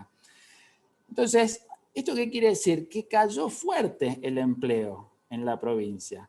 Y entonces, ¿por qué cayó la tasa de desempleo si hay menos empleo? Porque hay mucha gente, menos gente en el mercado laboral. Mucha gente se desalentó porque seguramente no conseguía trabajo, entonces salió del mercado laboral, salió de la oferta laboral, y fíjense lo que pasó. El aumento de la fuerza laboral fue negativo. ¿En cuánto? En 15.000. Salieron 15.000 personas de la fuerza laboral. Como el empleo cayó en menos, por eso cayó la cantidad de desempleo. Pero la verdad que es un dato muy preocupante el tema del mercado laboral en Mendoza. En el último año, fruto de muchísimas cosas, entre ellas la pandemia, pero ojo, la pandemia tiene mucho que ver con esto, pero Mendoza tiene un problema estructural mucho más grande que la pandemia. Miren, acá tenemos la evolución del empleo total y el empleo formal del sector privado en los últimos 10 años. ¿Ok? Si nos ponemos a ver ¿dónde estamos hoy viendo solamente el sector privado? Fíjense que estamos exactamente en el mismo nivel de hace 10 años. ¿Sí? O sea que la verdad que hay una caída sin duda muy importante, ¿sí? Pero si no tenemos en cuenta esta caída y nos paramos acá, estamos más o menos acá, ¿no? O sea que el estancamiento de la creación de empleo privado, del empleo privado, es un problema enorme que tiene Mendoza desde hace muchísimo tiempo. Nosotros en nuestros anuarios de hace más de 15 años los venimos todos los años observando y haciendo estudios de esto, y obviamente con el tema de la pandemia esto surge claramente, pero de nuevo, digamos, no nos confundamos y veamos que esta caída en la tasa de desempleo sea una buena noticia. Es una mala noticia, sin duda. ¿Por qué? Porque la economía en el último año destruyó empleo y mucha gente salió del mercado laboral porque básicamente vio que la probabilidad de conseguir empleo era muy baja, entonces ni está buscando. ¿Ah? Entonces esa fue la clave. ¿Qué pasó con la tasa de inflación? Bueno, déjenme mostrarles los determinantes de la inflación en el corto plazo. Son muchos y depende básicamente de los principales componentes de la inflación. Miren, si uno mide la canasta de inflación del IPC, la mitad se explica por servicios, que obviamente por definición es muy difícil que se exporten, por eso le llamamos no transables. Otra parte, sí son transables, algunos se pueden exportar, otros se pueden importar, y otros básicamente servicios públicos. ¿Cuánto? 9%. Entonces, ¿qué variables afectan en el corto plazo a la inflación? Básicamente la devaluación, obviamente a todos los bienes que se pueden exportar, a todos los que se pueden importar, la brecha cambiaria a todos los bienes importables. ¿Por qué? Porque si el empresario que vende bienes importados, hay una brecha cambiaria importante, no sabe si el mes que viene le van a permitir dar los dólares a ese precio oficial. Entonces, por las dudas, cuando sube la brecha cambiaria, obviamente sube los precios y afecta a la inflación. Y en el mismo sentido, cuando se ponen trabas a la importación y obviamente aranceles. ¿Okay? Los servicios públicos, bueno, las tarifas públicas obviamente afectan no solamente al conjunto de servicios públicos, sino también afectan al resto de los servicios, y el resto de los servicios es afectado obviamente por los salarios y por los márgenes de comercialización. ¿Qué está pasando hoy con la inflación? Bueno, si vemos la inflación acá, habíamos dicho que había pegado un aumento, acá bajó un poquitito en noviembre, vamos a ver por qué, pero la tendencia es que ha aumentado mucho. Y la pregunta es, ¿por qué ha aumentado todo esto? ¿Los márgenes de comercialización han aumentado? No. Si uno mira la diferencia de inflación mayorista y minorista, la mayorista es 10 veces más grande, o sea que esto está cayendo en realidad. ¿Es por los salarios? Tampoco. Miren los salarios, vienen cayendo respecto de la inflación ¿desde cuándo? Desde hace muchísimo. Miren el último momento que les ganó, principio del 2018. Vienen los salarios muy por debajo de la inflación. O sea que esta no es claramente la aceleración de la inflación. Las tarifas muy pisadas, 1% de inflación, se aceleraron un poquito en noviembre. Y eso obviamente, si vemos la inflación de no transables, le pegó un poquito también a la inflación de no transables, un poquito las mayores tarifas. Ahora miren la tasa de devaluación. Y la tasa de devaluación entre octubre y noviembre claramente se aceleró. Y si uno mira la brecha cambiaria, bueno, sabemos que tuvo ese enorme pico en octubre. Entonces, brecha cambiaria y mayor devaluación, ¿a qué afectaba? Fuerte a exportables y fuertemente a los importables. Miren la mayor inflación donde está. Déjenme borrar esto. Vean octubre, la mayor inflación está en el rojo y en el verde, es decir, importable y exportable. ¿Por qué? Por el pico de la brecha cambiaria y por el pico de la devaluación. ¿Por qué bajaron un poquito acá en noviembre y terminó haciendo bajar esto? Bueno, básicamente porque bajó un poquito la brecha y apenas un poquito la devaluación del Banco Central. Ahora, ¿qué pasa con la inflación si le sacamos todas las cosas? Porque esta es la inflación total. Si le sacamos todos los bienes que son estacionales, verduras, frutas, etcétera, etcétera, tenemos el corazón de la inflación o lo que se llama la inflación núcleo. Y ahí directamente vemos que está creciendo mucho. ¿Cuánto es esto? Bueno, esto es 4% mensual, es enorme. Y por ese motivo la inflación es uno de los problemas más importantes que vamos a tener en el 2021 y enseguida lo vamos a analizar. Otro punto muy importante es por qué el Banco Central viene perdiendo reservas muy fuerte. Fíjense todo lo que perdió a partir de agosto, cuando en estos meses son los meses más importantes de las exportaciones. Bueno, ¿por qué puede perder? Y porque faltan dólares oficiales. ¿Y por qué faltan dólares oficiales? Bueno, los economistas todo lo resumimos en dos cosas. Oferta y demanda. En este caso, oferta y demanda de dólares. Si computamos la demanda de dólares y la oferta de dólares, fíjense con lo que pasó con la demanda de dólares, bajó. Pero la oferta de dólares bajó muchísimo más y hasta fue negativa. Entonces, como la demanda superó la oferta, ¿quién puso la diferencia? El Banco Central perdiendo dólares. ¿Qué hay detrás de la demanda y qué hay detrás de la oferta? Bueno, muy rápido veámoslo. Aquí tenemos los distintos componentes de la demanda.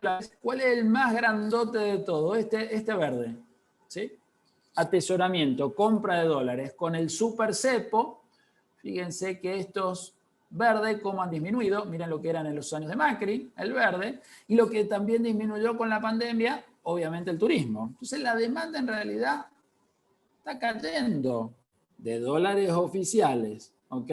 Fruto de que, bueno, el super cepo. Entonces, con super cepo la pérdida de dólares no se explica por la demanda. ¿Por qué se explica? Lo dijimos recién, por la oferta. Y entonces, veamos qué es lo que pasó con la oferta de dólares. Ahí tenemos los principales componentes. ¿Cuál es el principal? De nuevo, el bastoncito verde.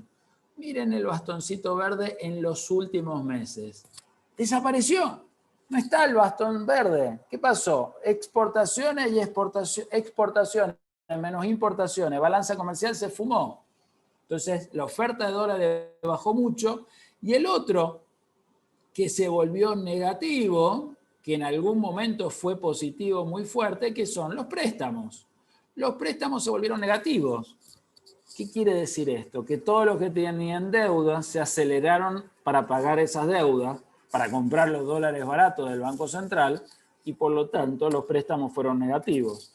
Entonces, la pérdida de dólares del Banco Central se explica básicamente por la fuertísima caída en la oferta, que tiene que ver, por un lado, con la desaparición del balance comercial y por otro lado, por la cancelación de deudas de los deudores con el resto del mundo, y obviamente las dos tienen que ver con las expectativas de evaluación del tipo de cambio. Ahora, la buena noticia, habíamos dicho que había empezado a bajar un poquito el dólar, pero la verdad, si uno mira la brecha, está bien, había llegado a niveles exorbitantes, ¿eh? O sea, 4 veces en la historia de Argentina habíamos tenido estas brechas, ¿sí? Hoy esta brecha bajó, pero fíjense, es 75% cuando en enero era 20%. Sigue siendo enorme. ¿Y cuál es el problema de brechas muy altas? Que empiezan a aparecer los típicos problemas de los controles cambiarios, que era en parte lo que estábamos viendo recién. Miren lo que muestra la historia de los controles cambiarios. Tenemos experiencia a patadas, ¿sí?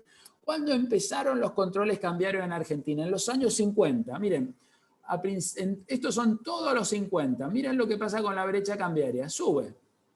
¿Cuándo más tuvimos controles cambiarios? En los 70. Miren la brecha cambiaria. Subió. En los 80 también subió. Y 2011-2015 con Cristina. Miren que también subió. ¿Qué pasó entonces en estos eventos de controles cambiarios? La brecha subió siempre, ¿sí? Y en todos los casos desmejoraron las cuentas externas. Miren lo que pasó acá. Empeora la cuenta externa, empeoran las cuentas externas. Esta fue la excepción, pero acá empeoraron, empeoraron, empeoraron y empeoraron. ¿Qué está pasando hoy? Lo acabamos de ver. Brecha cambiaria en alza. Si le sacamos el pico, miren lo que está subiendo, de 20% a principio de año al 70-80%. Y miren la balanza comercial. Acá tenemos las devengadas por las devengadas. ¿Qué quiere decir esto? Que el exportador mandó afuera, pero nunca las trajo los dólares. Las dólares son las liquidadas. Bueno, las liquidadas desaparecieron y las devengadas bajaron fuertemente, ¿sí? Conclusión, los dólares que llegan al Banco Central son poquísimos de la diferencia de exportaciones e importaciones, lo mismo que pasó acá. ¿Y eso por qué? Porque cuando la brecha cambiaria es alta, todos los importadores y también los que tienen deuda tratan de rápidamente conseguir esos dólares baratos, entonces bajan las reservas del Banco Central y los exportadores tratan hasta último momento de liquidar. ¿Okay?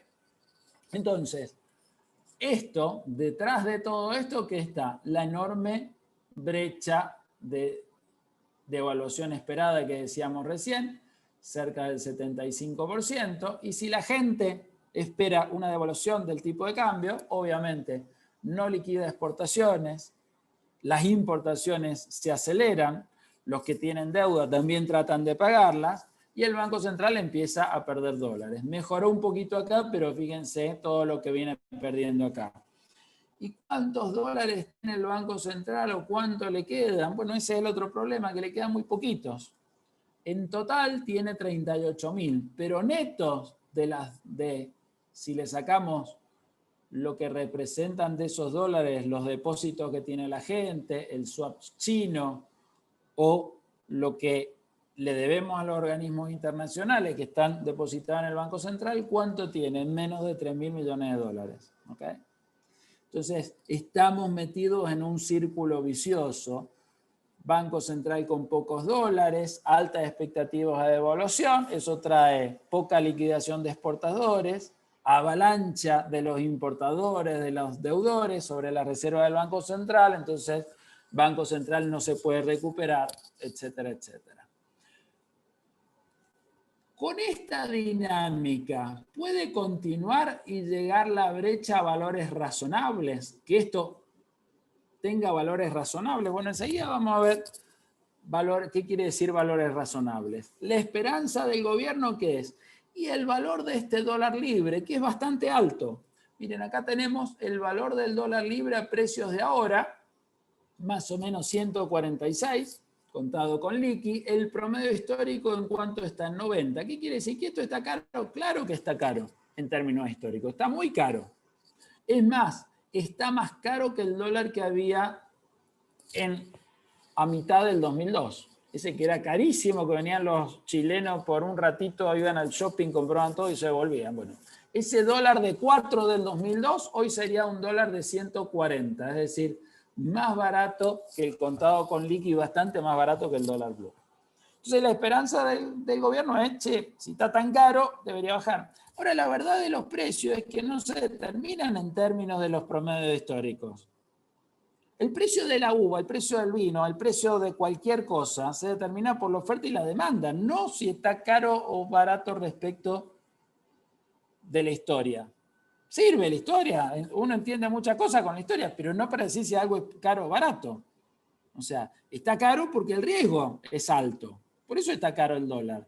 Y si el riesgo de Argentina sube, ¿puede estar más caro? Claro que sí.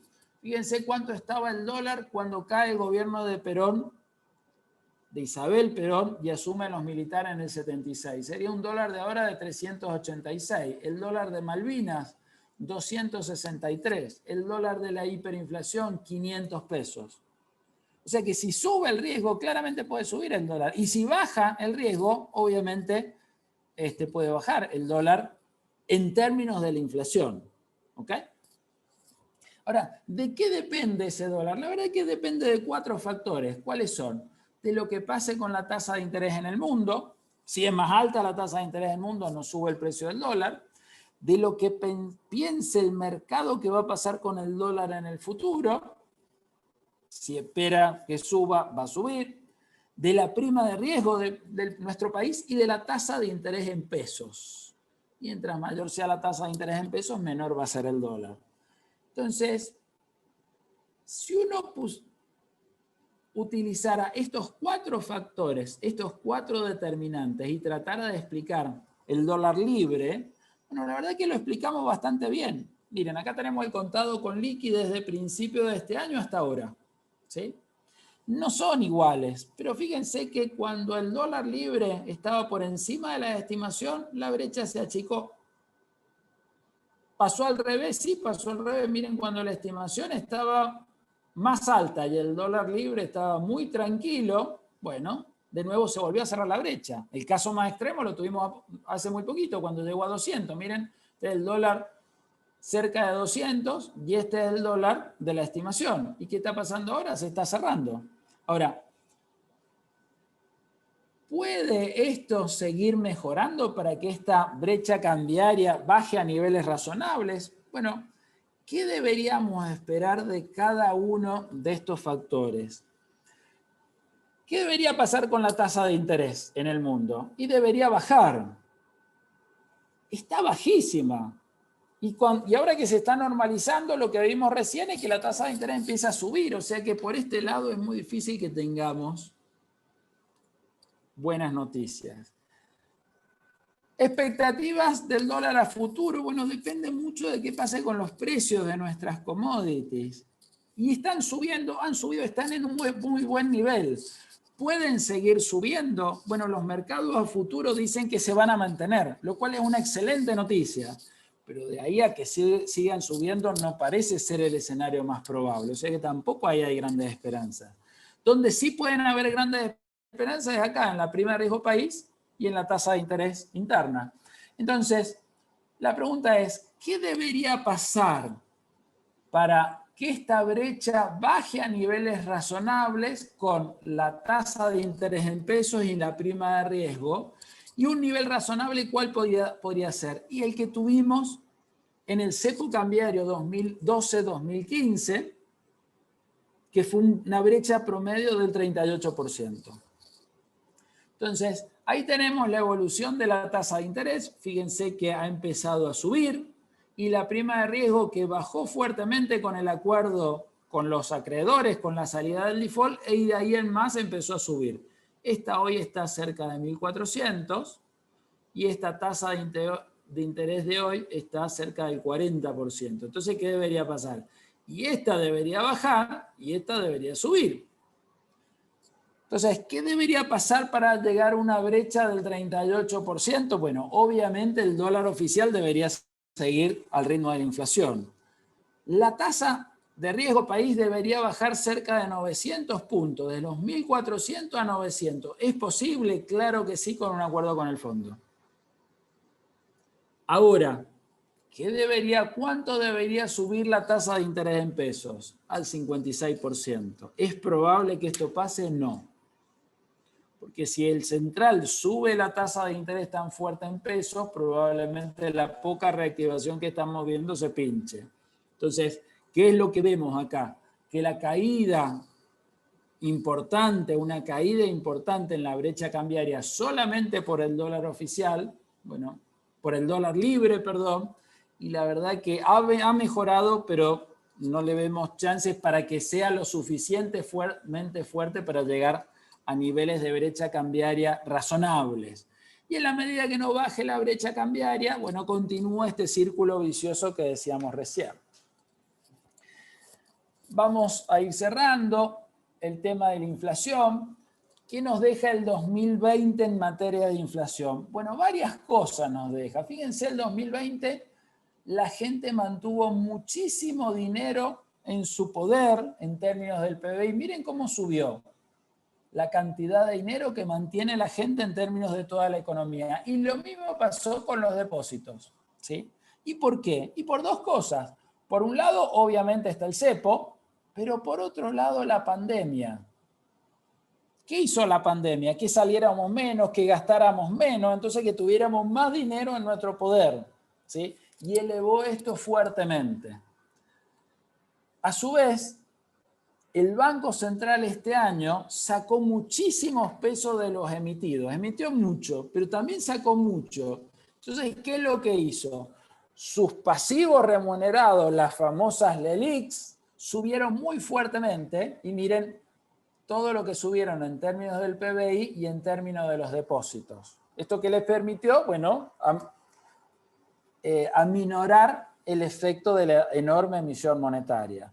La pregunta es, ¿qué va a pasar en el 2021? O sea, esto puede seguir siendo tan alto y si salimos de la pandemia es difícil. ¿Qué está pasando en estos últimos meses? Y esto empezó a caer, esto empezó a caer. ¿Por qué? Pues la economía se normaliza, salimos más de la calle, gastamos más de la calle y tenemos menos plata en nuestro poder. Y esto también es muy difícil que siga subiendo si al menos el Banco Central no quiere subir fuertemente las tasas. Entonces, implicancias para el 2021. Bueno, la verdad que si este año el Banco Central se endeudó muchísimo para sacar esos pesos, ¿qué le va a pasar el año que viene? Bueno, este año terminó con mucha deuda, entonces el año que viene tiene que pagar mucho más intereses por esa deuda. Si tiene que pagar más intereses, por ese lado, fuera del déficit fiscal, sube la emisión monetaria. Por otro lado, la tenencia de pesos probablemente baje, porque si la economía se está desconfinando y está cayendo, se está moviendo más, tiene menos pesos la gente en su bolsillo. Entonces, ¿cuál es la combinación de más emisión monetaria y que la gente quiera tener menos pesos en su bolsillo? Que sobran más pesos. Y por lo tanto, el efecto inflacionario de la emisión monetaria va a ser más alto. Y el otro efecto es, si el Banco Central terminó con un nivel muy importante de deuda, bueno, y el año que viene la tenencia de los depósitos baja, bueno, se le va a complicar al Banco Central para esterilizar esos pesos. En conjunto, ¿qué tenemos? Bueno, distintos escenarios. Miren, acá tenemos un escenario, acá tenemos el déficit fiscal previsto por el presupuesto, y el Banco Central tiene que financiar esto y además el enorme aumento de los intereses por la deuda que aumentó por las LELIQs. Fíjense, tiene que emitir casi tanto por deuda, por intereses de las LELIQs, que como por déficit fiscal. Si suponemos que el Banco Central sigue aumentando su deuda en términos de los depósitos y la gente sigue teniendo la misma cantidad de pesos, bueno, la inflación del año que viene promedio podría ser un 38%. Ahora, ¿es razonable que la gente tenga la misma cantidad de pesos si la economía se desconfina y ya eso era demasiado alto? Y probablemente no. Entonces, déjenme bajar este supuesto y que baje un poquito la demanda de pesos. ¿A cuánto? No tanto a lo que era en el 2019, sino un promedio entre el 2019 y 2020. Es decir, que baje, pero poquito. Bueno, fíjense que en ese caso la inflación se acelera al 46%. Y de nuevo este supuesto es optimista. ¿Por qué? Porque estamos suponiendo que el Banco Central sigue sacando muchísimos pesos. Miren, los pasivos remunerados en términos de los depósitos aumenta del 41% al 54%. Esto es muy difícil que pase. Entonces, ¿qué debería hacer el Banco Central para no tener que sacar tantos pesos y emitir menos pesos? ¿Y cómo hace para emitir menos pesos? Y de acá no puede cambiar mucho porque estos intereses ya están dados por la deuda de este año. Donde puede sacar es bajando el déficit fiscal. Miren si el déficit fiscal en vez de ser 4,5 puntos del PBI es 3 puntos. En este caso ya los pasivos no tendrían que aumentar tanto, la esterilización de los pesos o la deuda del Banco Central no tendría que esterilizar tanto, pero seguimos manteniendo una inflación del 46% promedio. ¿Qué implica una inflación promedio? Que fines del año que viene va a ser cerca del 56% la inflación. ¿Okay? Entonces esto nos abre 4 escenarios probables para el año que viene, y con esto voy terminando. Un escenario es que el gobierno hace algún plan de estabilización, otro es que no lo hace, y eso puede ser con algún cambio en la política cambiaria, que puede ser un salto evaluatorio, y otro sin ningún tipo de cambio en la política cambiaria. Esos serían los 4 escenarios. El primer escenario, hay un plan de estabilización, entonces por la devaluación mayor, la inflación se acelera, pero luego se estabiliza alrededor del 2%. Pero primero se acelera, ¿ok? ¿Qué hace después de la devaluación? Bueno, sigue devaluando todos los días en términos parecidos a lo que hace ahora, siguiendo la inflación. Acá, como hay un plan de estabilización, puede haber algún tipo de financiamiento del Fondo Monetario. ¿Cuánto? 5.000 millones de dólares. Es más o menos lo que le ha dado a otras economías parecidas a la Argentina, Ecuador, por ejemplo. Y sin anunciarlo, el gobierno baja el déficit fiscal bastante más de lo que dice el presupuesto. Se acerca más al 3% ese que veíamos nosotros. Y esto es posible porque si hay un plan de estabilización, se logra un buen acuerdo con el FMI, bueno, puede mejorar la confianza y esto puede tener un mayor rebote en la economía para el año que viene. Entonces, el esfuerzo fiscal ya no sería tan alto. Ahora, hay un segundo escenario, que este sería el ideal porque no hay cambios en la política devaluatoria, no hay otro fogonazo inflacionario. Y esto sería ideal porque hoy los niveles de pobreza de Argentina son muy altos. Pero ¿cuál es el problema? Bueno, el problema es lanzar un plan de estabilización con una brecha tan elevada y casi sin reservas en el Banco Central. Esto sería inédito, nunca ha pasado, ¿sí? Y por eso las probabilidades de este escenario son bajas, ¿ok? Y después tenemos 2 escenarios, el 3 y el 4. El 3 sin duda es el más peligroso, ¿por qué? Porque acá sin plan el gobierno, probablemente arrinconado por la realidad, termina devaluando. Y como las expectativas son muy volátiles, porque acá no hay plan de estabilización, hay un enorme peligro de desestabilización en este escenario. Y el cuarto, que es el que le llamamos escenario aguante, es el que hoy está el gobierno, sin plan económico, sin cambiar la política devaluatoria. Acá no mejoran sustancialmente las reservas, tratan de apretar a los exportadores para que liquiden. Cada vez hay más trabas a las importaciones, la brecha sigue alta y este es un escenario complicado porque como estamos viendo en algunos sectores empiezan a faltar productos, la economía está trabada, por eso el rebote económico en este escenario es muy bajo. Y en este escenario la pregunta del millón es si aguantan hasta las elecciones o no. Si no aguantan, dos posibilidades. El optimista, escenario 1, pesimista, escenario 3. En ese pesimista, como llegan a las elecciones, tratan de llegar lo mejor posible, puede haber un súper congelamiento hasta las elecciones y después de las elecciones, bueno, tienen que destapar la cosa porque se vuelve muy complicada y ahí, digamos, el rol de qué pase con los salarios es clave. La historia del Rodrigazo, ¿cuál fue?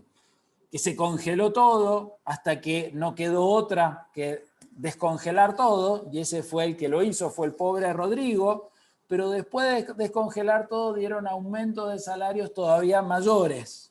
Entonces la economía entró en un sendero que casi entra en hiperinflación. ¿Okay? ¿Hay escenarios intermedios? Por supuesto que sí. Los escenarios intermedios, desdoblar el tipo de cambio comercial, uno para exportaciones, otro más caro para importaciones, otro para el financiero y quizás otro para el turismo. Es decir, mecanismos de tipo de cambio múltiples pueden ser, sin duda, escenarios intermedios, que es una combinación de esto.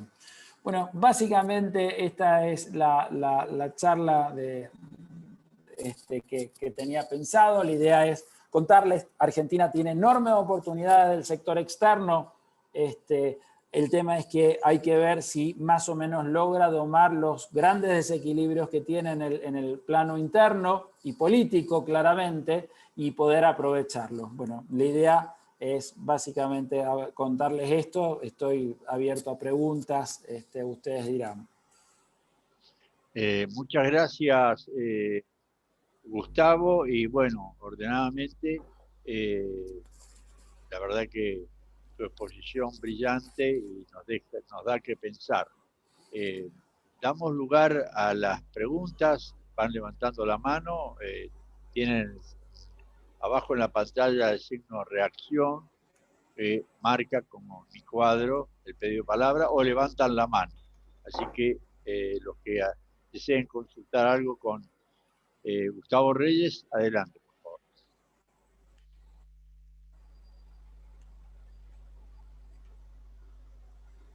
¿Nadie por ahora? Entonces yo voy a aprovecharte, Gustavo, para hacerte una consulta. Hace poco la UCIN se expidió con un documento acerca de las inversiones. El primer documento fue en base al sistema tributario argentino. Como bien has dicho, está muy apretado, ajusta al sector privado, el sector público no ha hecho los ajustes que debía hacer y los ha hecho a costo del sector privado. Y esto lo sentimos en que los impuestos siguen creciendo en la Argentina, una presión tributaria bastante grande, y la media mundial que está en el 43%, mientras que Argentina está en el 106%. En la segunda parte, cuando hablamos de las inversiones, nos llamó la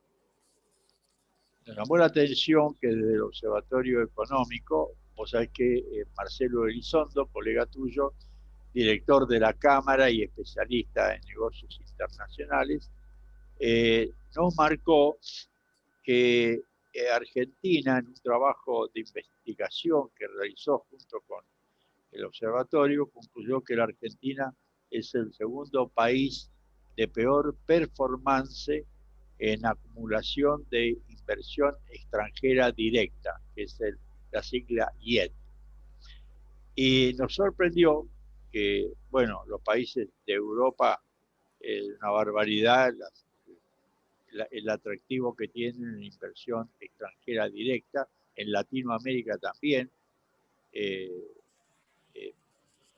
México con 628.000 millones de dólares, Brasil, Chile acá al lado, Chile con 267.000, casi 268.000 millones de dólares de inversión. Brasil, Colombia lo mismo, Perú lo mismo, Perú con 115.000. Y nosotros estamos con 67 mil millones de dólares. No hablo de Asia, que la investigación de Marcelo Elizondo ahí no habla de millones, sino de billones de dólares. Y cada vez más la Argentina se aleja de las inversiones o del atractivo que tiene para hacer que los inversores extranjeros se acerquen a la Argentina. ¿Cuál es tu diagnóstico o lo que se te pasa en la mente como un consejo, como una propuesta de solución? ¿Qué es lo que quieres al respecto? Mira, Daniel, yo vi los dos trabajos, realmente me parecieron muy, muy buenos. Y es algo que se ve en las empresas de cada uno de nuestros clientes y en las empresas de ustedes, digamos, el problema de la fuerte presión impositiva. Ahora, un dato, digamos, que te lo muestra el mercado, hoy Argentina, para poder endeudarse, tiene que pagar cerca del 16% anual en dólares. Yo le decía, Estados Unidos paga 0,4, ahora paga un poquito más, 0,8, ¿ok? Nosotros 16. Entonces uno dirá, bueno, estás comparando con Estados Unidos. Chile paga 3. Perú, Bolivia paga entre 3, 5 y 4. ¿Sí? O sea, y eso que no tenemos, como acabamos de salir del default, no tenemos vencimientos importantes cerca. Eso es porque funciona mal la economía. ¿Eh? Y funciona mal, mucho tiene que ver obviamente con esta enorme presión impositiva, pero no solamente eso, ¿sí? Hay enormes problemas que traban la economía. Mostrábamos recién el tema del empleo en Mendoza, que no crece en los últimos 10 años el empleo privado, porque es muy difícil las reglas, la legislación laboral, las trabas, etcétera, etcétera. Ahora, déjame puntualizar específicamente el tema impositivo. Es altísimo. Mira, la dinámica era, en los 80 la presión tributaria era cerca del 18% del PBI. En los 90 subió. ¿A cuánto? Cerca del 25% del PBI. Hoy estamos cerca del 38% del PBI. Ahora, la discusión de los impuestos está muy mal pensarla solamente en términos de los impuestos. Hay que pensarla primero en términos de los gastos, porque no hay forma de bajar en forma consistente la presión tributaria si antes no se bajan el gasto público. ¿Por qué? Porque si yo bajo los impuestos y no hago nada con el gasto público, voy a cobrarte otro impuesto inflacionario que hoy también se cobra, pero no se legisla. Y afecta muchísimo más a los pobres que a los ricos, que es el impuesto inflacionario. O sea, todos los días hoy, cada vez que vamos al supermercado, cada vez que abrimos nuestra billetera y sacamos los pesos y nos desesperamos porque decimos, qué poco que valen esos pesos. Bueno, esa pérdida de valor del peso es el impuesto inflacionario. Entonces, la discusión en realidad hay que hacerla antes de bajar los impuestos. ¿Cómo hay que bajar el gasto público?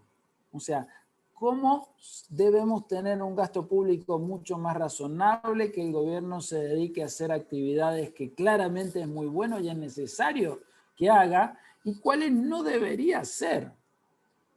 ¿Y qué pasa con el personal y ese tipo de cosas? O sea, creo que esa es la discusión. Ahora, esa es una parte de la discusión para crecer. Tener menos impuestos, un gobierno con un gasto público mucho más moderado que con una, y por lo tanto tener una presión impositiva más soportable. Gustavo, sí. Perdón, para contar sobre lo que estás diciendo.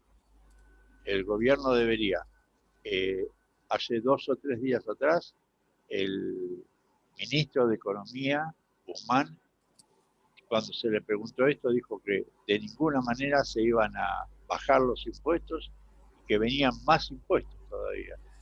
¿Cómo se condice a tu criterio para que podamos enfrentar los que estamos en la economía formal y que cada vez más se pasan a la informal, pero los que están en la economía formal y estamos sufriendo, ¿cómo se condice? Si vemos que el ministro de Economía, que vive con nosotros en la Argentina, ¿cuál es tu pensamiento? Totalmente fuera de la política, es un pensamiento económico tuyo. ¿Cómo se condice? Vos sabés que yo la verdad no estoy identificado con ningún partido político, trato siempre de analizar las cosas desde el punto de vista técnico y no político, por más que el contexto político siempre obviamente es muy relevante. Ahora, la verdad que cuando vos ves los numeritos de presión tributaria, no solamente son muy altos, sino son muy variables y te aparecen impuestos y te cambian todo. Y los niveles de evasión también son muy importantes. A ver, hay un número que ejemplifica todo, ¿sí?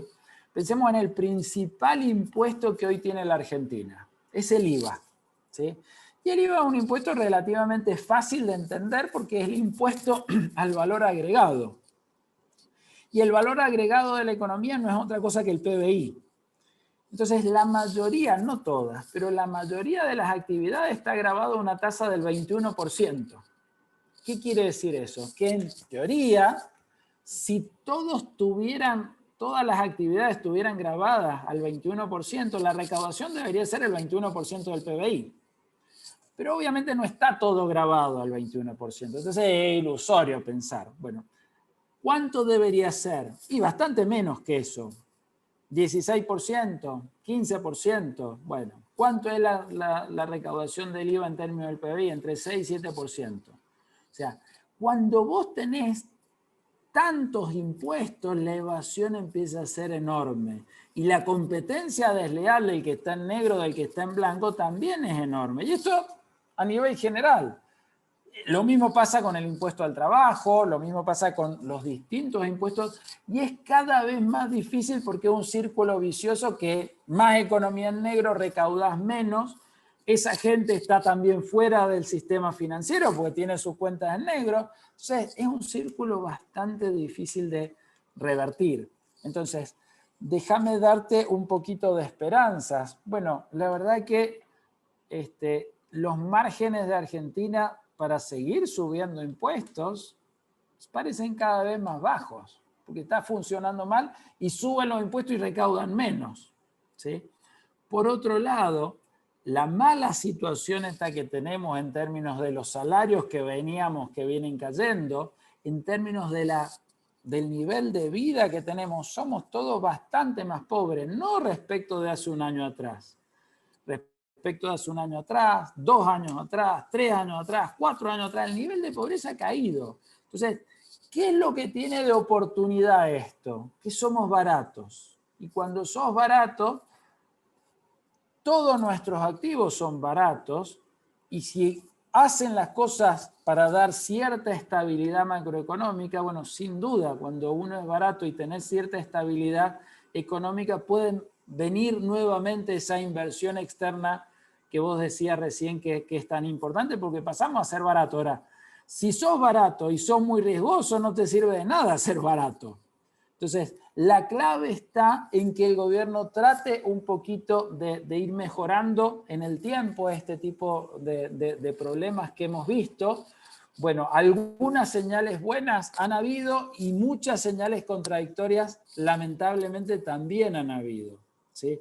Entonces, sigue siendo la Argentina bastante riesgosa y bueno, es en ese dilema en el que estamos. Y fíjate la enorme oportunidad que yo les mostraba al principio de la charla en los mercados externos que nos brinda el mundo para el 2021, y en condiciones normales no tendríamos duda que el 2021 sería un excelente año. Pero bueno, tenemos enormes problemas que que pueden opacar esas oportunidades del mundo, y esos son un poquito los desafíos que tenemos para el año que viene. Y las incertidumbres, obviamente.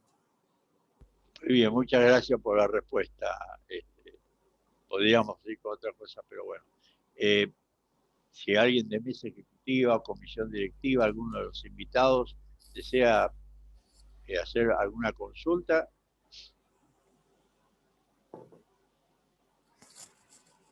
Todo bien. Bueno, entonces, por lo menos, Walter, creo que no hay nadie que esté pidiendo la palabra, ¿no? No, Daniel. Bueno, Gustavo, muchísimas gracias por haber estado con nosotros en este 102 aniversario y a su vez también al despedirte a ti, despido a todos los presentes. Muchísimas gracias por haber venido. Que tengan una muy feliz Navidad, muy feliz Año Nuevo. Cuídense todos y que nos veremos en la próxima reunión. Felices fiestas para todos, felices fiestas, Gustavo, también para ustedes. Muchas gracias. Felicidades. Adiós. Hasta luego. Chao. Hasta luego. Chao, hasta luego. Adiós.